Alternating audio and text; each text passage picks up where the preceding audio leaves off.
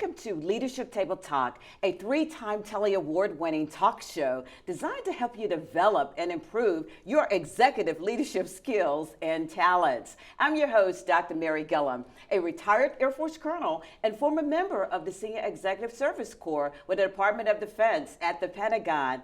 I'm also the owner of Premier Strategic Solutions, LLC. Having spent over 30 years in the cyber, telecommunications, and information systems business, I am so excited about our show today.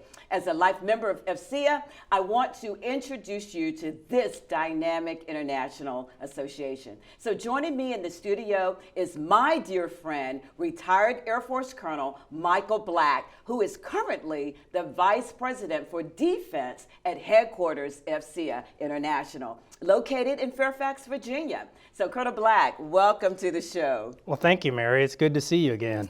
So I want to begin by just reminding the audience that, this is actually your second appearance on the show, because I interviewed you a while back and we were talking about the White House Communications Agency. And that was the show that was actually nominated for, I believe it was 3 Telly Awards, and we actually won those. So I just want to thank you for participating in that interview. Well, thank you. Thank you for that opportunity. That was a wonderful experience and thoroughly enjoyed that. Absolutely. So as a refresher, can you just remind the audience of your background? Sure. Well, I'm Michael Black. I am a retired Air Force colonel, having served about 26 and a half years. I like to say 30 years if you count my 4 years at the Air Force Academy. I primarily did cyber or communications in the service for those 26 years, a wide variety of assignments, culminating at the White House, as we spoke about in the previous interview. Then I spent 10 years in the private sector as a chief operating officer for 3 different small businesses, basically helping those businesses garner contracts in professional services, primarily government contracting. And then here in July of last year, I came over to AFCEA International. Absolutely, that is wonderful, Mike. AFCEA was the first professional association that I actually joined when I was in the military. But I know a lot of people may not know about AFCEA, so can you just enlighten us as to what AFCEA is? Sure. We like to say that we are a thought leader organization. We are an advocate for the government and industry and academia. And by that I mean we bring together those 3 entities, the government, who include the Department of Defense, industry, and academia, to solve IT or information technology solutions, also known today as cyber. That is the buzzword. So we bring those entities together through trade shows, webinars, events where we have panels to discuss what's going on, what the hot topics are. Thought leader, sponsor. Oh, wonderful, wonderful. Now Mike, can you kind of expound a little bit more on what your actual role is there at AFCEA International? Yes, I am the Vice President for Defense, and so I'm responsible for bringing the defense agencies and services together in that government aspect where I said bringing together government, academia, and industry. So I'm responsible for getting the key leaders and those organizations, setting the topics, helping drive the agenda for our trade shows or our conferences, drive the agenda for webinars, the content, if you will, for that. So I maintain currency and contact with my counterparts that are still in the Department of Defense, and bring those entities together. So I am the facilitator or the connector of those with those organizations and those leaders in government and industry, but primarily government for the defense title. Mike, having known you for so many years, you're the perfect person to fit that role. So can you just kind of tell us, how did you actually get that job? Well, that's a great question. And there's a lesson learned in this, in maintaining contacts. So one of my mentors, who you may know, A.G. Hatcher, yes. Colonel Hatcher, yes. Who was also an SCS like you, was approached about the position, and he wasn't ready to work full time. And so he contacted me. And asked me if this was something that I would be interested in. Like you, he thought that I would be a perfect fit for something like this. And so I listened to my mentor again, and I gave it some thought and talked to the right people in the organization, to include Brigadier General Paul Fredenberg, who is my immediate boss, and then Brigadier General retired, and Lieutenant General retired Susan Lawrence, who is the President and CEO. Spoke to both of them, as well as the incumbent Colonel Mike Warlick, who was a retired colonel in the Marine Corps.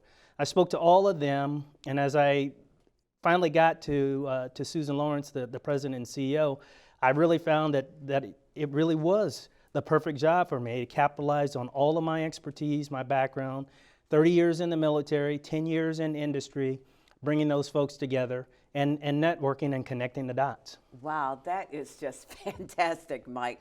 And like you said, that's the perfect way to maintain your contacts out there, because you never know how it may, pay off in the end, and that is just perfect for especially that young person watching the show today. And so, Mike, I want to ask you this, in terms of the size of AFCEA, can you kind of talk about that and who's actually eligible to join AFCEA? Well, yes, we have individual memberships, which number over 30,000, so 30,000 individual people that are members. And then we have corporate memberships from small businesses to large businesses. And we have 1,600 corporate members of the organization. So all of those folks are eligible, from the youngest E1 in the service to general officers, to folks that are in the private sector working in industry, both in these small businesses, these entrepreneurs, and large businesses, large integrators that do a lot of work with the Department of Defense or other government agencies. That characterizes the membership of AFCEA. Wow, Mike, that is really good. So let me ask you this. You were talking about the different events and so forth. Why is it important that people participate in coming out and stuff? Well, it's important, one, for on the industry side, they get to find out what's important or what the government needs. And so it's an opportunity where it's a widely attended event where they get to engage government and find out what the hot topics are, what keeps them up at night.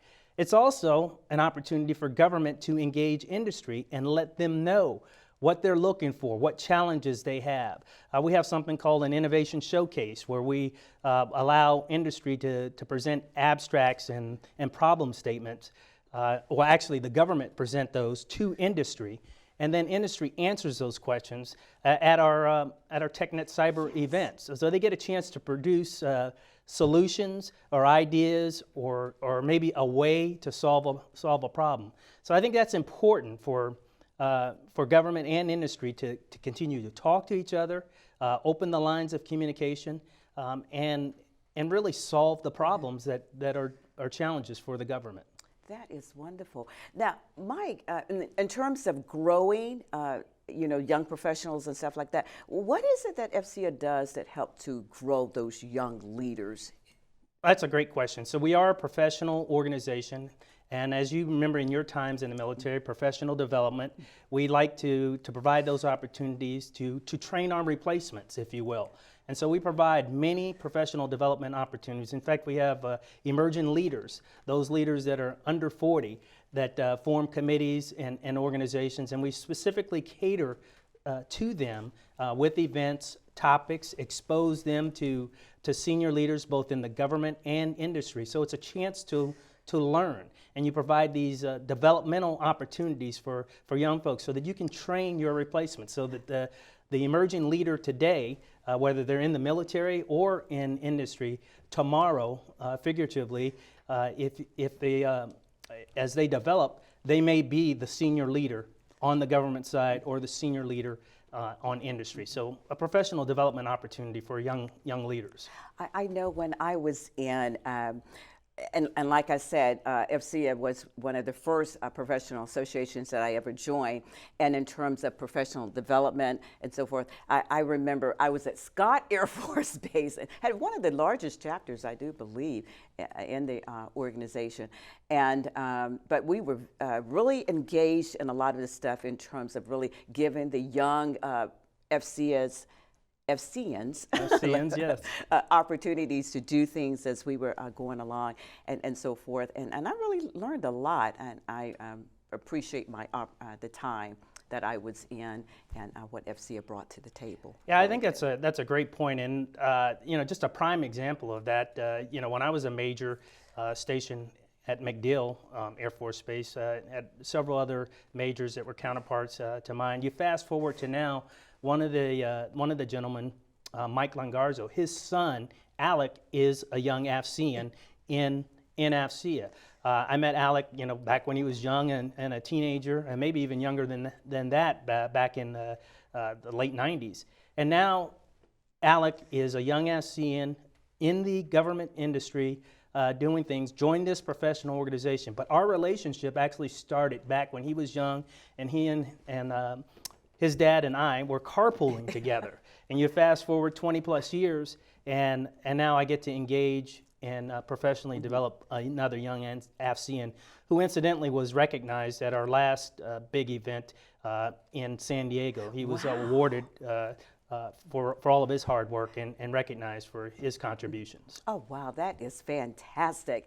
And just continuing with some of the examples of just being enjoying the fruit of AFCEA. I remember when I was the president of one of our chapters out in Oklahoma, and we had scholarships for our military, but we did not have an equivalent for our civilians that were a part of AFCEA. And so we pushed for that and everything, and we were able to do that.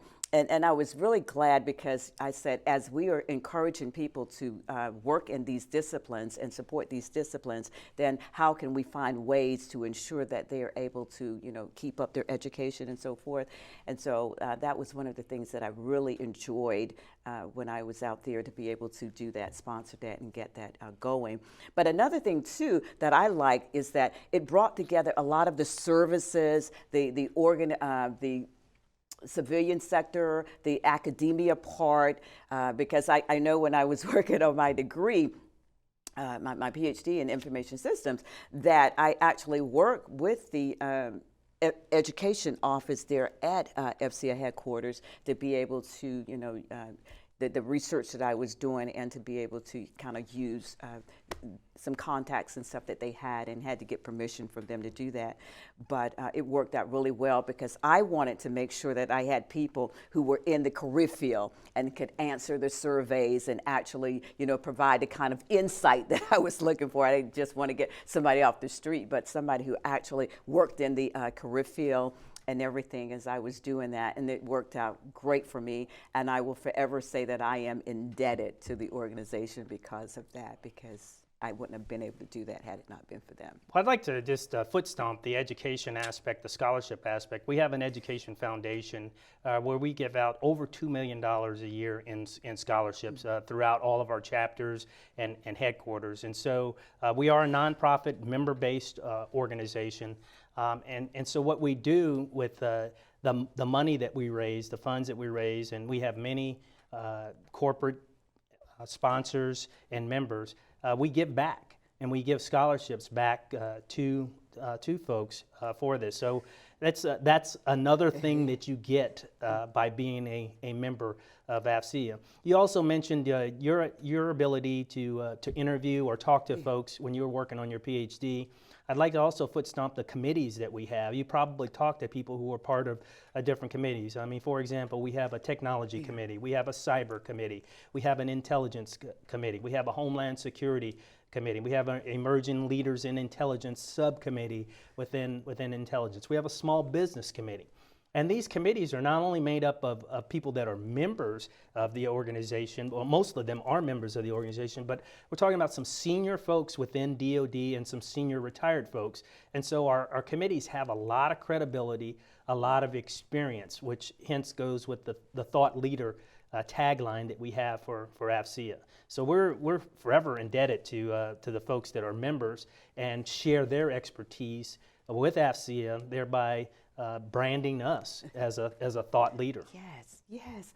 Now, Mike, let me ask you, what are some of the various ways in which AFCEA chapters are addressing the different facets of government and defense contracting today? Can you Yeah, address that? so to expand, for example, chapters may have what they call industry days that are focused Yes. specifically on Yes. a service, where here in the Washington, D.C. area, you would hear Air Force IT Day or Yes. Army IT Day, or actually upcoming, I believe on the 21st of this month, is Space IT Day. And so a local chapter will put on an event for a day where they bring in guest speakers, both from the operational side of things and on the contracting side of things, or the acquisition side of things, for, again, a widely attended event where industry can engage government and government can engage industry. And you'll see all over the world, really, because we are international.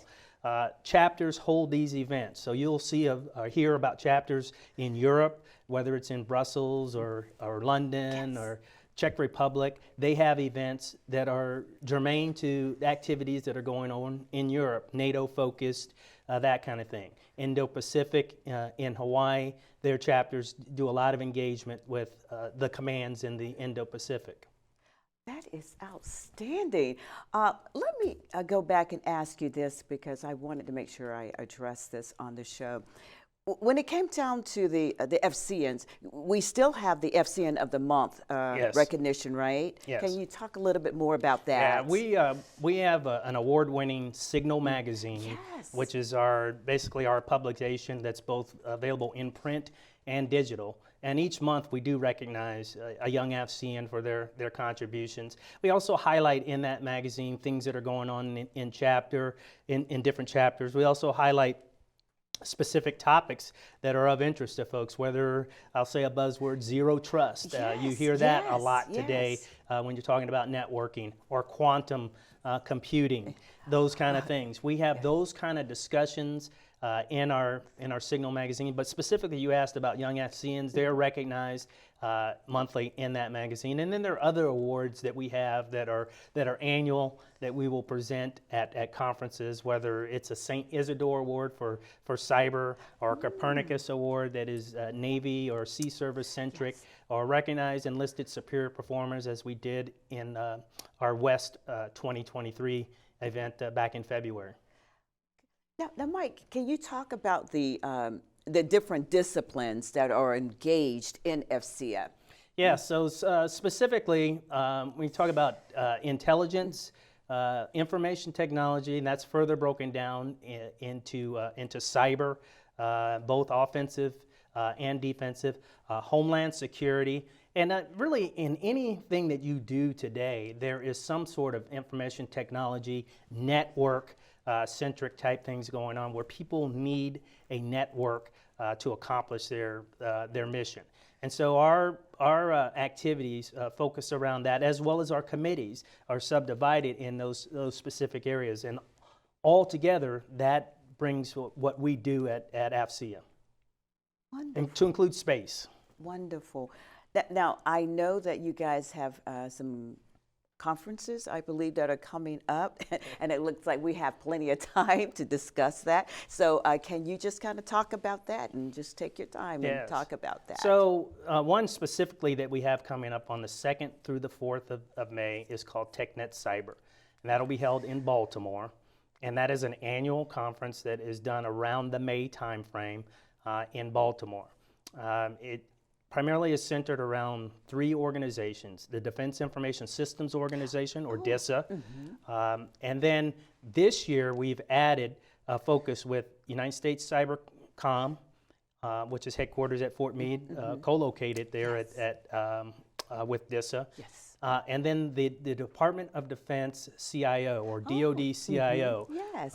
which is operates out of the Pentagon. So those 3 entities are together for this conference that we're having this year. And the theme for this conference is urgency of action, focused, aligned, and ready.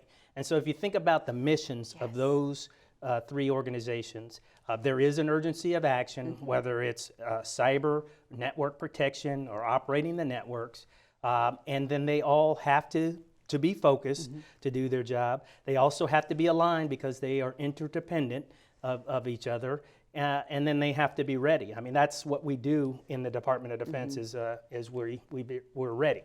And so what are we doing with that? We have keynote speakers to include this year General Nakasone, the commander of U.S. Cyber Command. Army 4-star general is going to be our opening keynote for that. Followed by Lieutenant General Bob Skinner, the director of DISA, will also be given a keynote. And then there will be a fireside chat with the Honorable John Sherman, the DoD CIO, and our President and CEO, Lieutenant General retired Susan Lawrence. So those are, and then there'll be a couple other keynotes associated with that. So it's a 2.5-day conference. You have keynotes, which are big topics that folks are going to talk about. Then we have panels that will be related to some of those keynotes, where we'll bring together like the component commanders of Cyber Command, or maybe the primary cyber advisors from the services, or maybe another fireside chat of some sort. Then you'll have micro keynotes, which are smaller keynotes that may be done in theaters, so a smaller setting. And then you'll also have presentations in those theaters where, again, topics will be related to the major keynotes that we had, the micro keynotes that we had, some of the panels. You tie all that together. The other interesting thing about that is that you can get continuing education credits for attending some of those events. We work with the companies that certify those, and we've had a pretty good success rate with the content that we've had, the presentation to get that certified. And as you know, particularly on the enlisted side, they are looking for opportunities for continuing advancement, educational advancement, and they get these continuing education credits that will help them professionally develop. And that's something else that you get as being a member of AFCEA. So we're really looking forward to that event in just about 6 weeks out now. And again, in the past, we've had upwards of 5,000 people present at that. And so it's a big event for us. It's our flagship event here on the East Coast that we do, and we're really looking forward to that. And we're thankful for the engagement of United States Cyber Command, the DoD CIO, and our long-standing partner, DISA, the Defense Information Systems Agency, who contributes quite a bit to this conference.